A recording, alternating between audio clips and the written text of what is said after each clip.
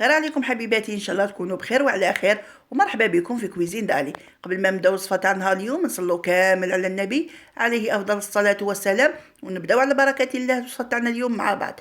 اليوم راح نديرو كرواسون مالحين كيما راكم شفتوهم في الصوره، يجوا طرايه وبنان وفايتي لداخل. ما عندي ما نقول لكم، لازم تجربوهم باش تعرفوا. هنا واش نسحقوا في الوصفه تاعنا؟ عندي نص كاس تاع حليب، عندي نص كاس تاع ماء، عندي 4 كاس تاع زيت، عندي مغرفه كبيره تاع سكر، مغرفه كبيره تاع خميره، ومغرفه كبيره تاع الحضر. نخلطوا كلش مع بعض ونزيد لهم بايات حبه بيض. اما بالنسبه للصفر نخلوه اكوتي باش ندهنوا بهم الكرواسون من الفوق. هنا راني ضفت بايات تاع البيض ونحتفظ بالصفر. هنا خلط كلش مع بعض ونبدا نضيف الفرينه. هنا الفرينه بيان سور ما عنديش كميه محدده، ضيفوا الفرينه حتى تحصلوا على عجينه تكون طريه، ما تخلوهاش يابسه، خلوها شويه طريه. كما راكم تشوفوا انا هنا راني نضيف الفرينه تاعنا بيان سور لازم تكون مغربله ديجا من قبل. وما ننساوش المغرفه تاع الملح، حوالي مغرفه صغيره تكون معمره. هنا نحي الفوي ونستعمل يدي خير هكذا باش نحسن العجينه. كما راكم تشوفوا راني نضيف الفرينه بشويه بشويه حتى نتحصل على عجينه كما قلت لكم تكون شاده روحها وطريه في نفس الوقت. هنا نروح نحطها فوق البلون دو طرافاي خير باش نقدر نعجنها شويه هكذا باش ندخل كامل المكونات في بعضهم. شوفوها راهي تلصق شويه، ولكن كي نعجنوها تعاود تحكم روحها. شوفوا العجينه اللي تحصلنا عليها عجينه طريه وما تلصقش في اليد. هنا نعاودو نردوها في الغسيبيون ونديروا لها شويه تاع الزيت ونخلوها تخمر. نروحو نديروا كريم فورماج راح نحشيو بها الكرواسون تاعنا. واش نسحقوا فيها؟ هنا عندي 2 كيسان تاع حليب، عندي ملح، فلفل الكحل، 2 مغارف كبار تاع فرينه، 2 مغارف كبار تاع مايزينا، وعندي 100 غرام تاع فرماج. هنا انا ندير المكونات 2 كيسان تاع حليب، ملح، فلفل الكحل، فرينه، مايزينا، وما ننساوش تابل الفرماج بيان سور راح يزيد لنا بنه في لاصوص تاعنا. هنا انا ماشي حندير في الفرماج دركا، نحط كلش فوق النار ونقعد نخلط حتى تماسك معنا الخليط. هنا كما راكم تشوفوا لا كريم تاعي راهي شدت روحها. هنا نحيها من فوق النار ونضيف لها هذيك 100 غرام تاع فرماج.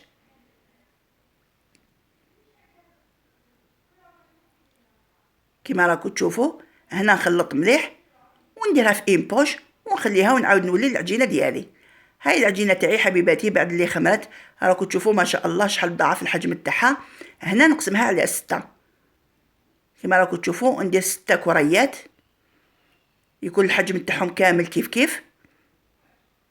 هنا انا درت عيني ميزاني، واللي باغ ما تعرفش ولا تقدر تستعمل الميزان، ولكن على بالي عينكم هي ميزانكم. ديروا كريات يكونوا كامل قد في القيس.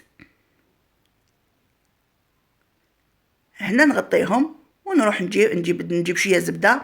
هنا راه الزبده انا اللي استعملتها ما استعملتها دايبه بحراره الغرفه، يعني ماشي روح دوبتها ولا كانت هي دايبه بديت نستعمل فيها. هنا نبدا نحل في الكريات تاوعي كما راكم تشوفوا. نستعين دائما بالفرينه، نشدو سنيوه ولا حاجه باش نستفوا فيها الكريات تاوعنا بعد اللي نحلوهم. هنا نفتح الكريه الاولى، شوفوا كيفاش رققتها، نديرها في سنيوه، ندير شويه تاع فرينه بيان سور من التحت باش كي نجي نقلبها ما تلصقليش، وندهنها كامل بالزبده. بليتو هنا ماشي زبده حره، مالغارين، ندهنها كامل بالمالغارين كما راكم تشوفوا. ونبدا ندير طبقات وحده فوق وحده، وحده فوق وحده، وبين كل حبه وحبه نطليها دائما توجور كما قلت لكم بالزبده. شوفوا راني نفتح فيهم، نديروهم رقاق شويه ونديروا الحبه فوق اختها كما راكم تشوفوا حتى نكملوا كامل 6 كريات اللي عندنا.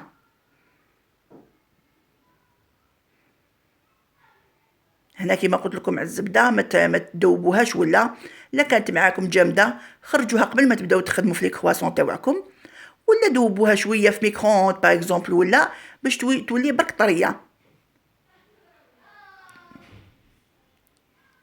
انا نكمل كامل الكريات اللي عندي حتى نوصل للسادسه، ومن بعد نكملوا المرحله تاعنا مع بعض.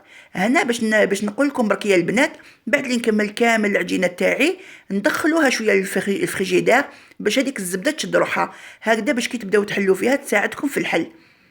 خاطرش كان ديروها كيما راهي هكذا تحطوها فوق البلون دو طرافاي وتبداو تحلوا فيها، يبداو هذوك الخبزات يهربوا على بعضاهم، انت تحلي فيها وهي تهرب لك. من الاحسن نعاودوا نديروهم في الفريجيدان، كي تشد روحها مليح مليح هذيك الزبده تعاود تجمد من دارها وجديد، تما كنحطوها فوق البلون دو طرافاي ونبداو نحلوا فيها تجينا سهله. انا كما قلت لكم كمل كامل الكريات، ندخلها في فريجيدير حوالي واحد 5 دقائق هكذاك، قسمه الزبده هذيك باك تشد روحها، ونعاود نجبدها ونعاودوا نفتحوها مع بعض ونشوفوا كيفاش نديروا لها. هنا ما ننساوش برك يا البنات الطبقه الاخرانيه، هذه ما قبل الاخيره، ولكن الاخرانيه ما نديروا لهاش الزبده، نخلوها هكذاك. هذه اللي رانا حطيناها دركا هي السادسه، ما نديروا لهاش الزبده، نخلوها كيما راهي. شوفوا ما تخافوا ما والو، ممكن تكونوا حليتوها بزاف نورمال. هنا بعد اللي خرجتهم في الفريجيدان وشدوا روحهم، حطيتها فوق لو بلون دو طرافاي كيما راكم تشوفوا، وراني نفتح فيها. هنا نفتحوها بيان سور، نفتحوها بزاف باسكو راه عندنا 6 طبقات وحد عاود تخمر معانا، ما تخلوهاش خشينه. بعد نحلوها كامل نبداو نقسمو فيها، مع الاول نقسموها على شكل زائد ومن بعد ومن بعد نزيدو نقسموها، هذيك الحبه نزيدو نقسموها على 2 باش الحبات تاوعنا يجونا متوسطين ويجونا شابين، ما يجوش كبار بزاف. ومن بعد نزيدو نقسموهم كامل من تحت، نديرو هكا فتحات صغار باش كنديرو لي كرواسون تاوعنا يجي الشكل تاعهم جميل كي نبداو ندورو فيهم.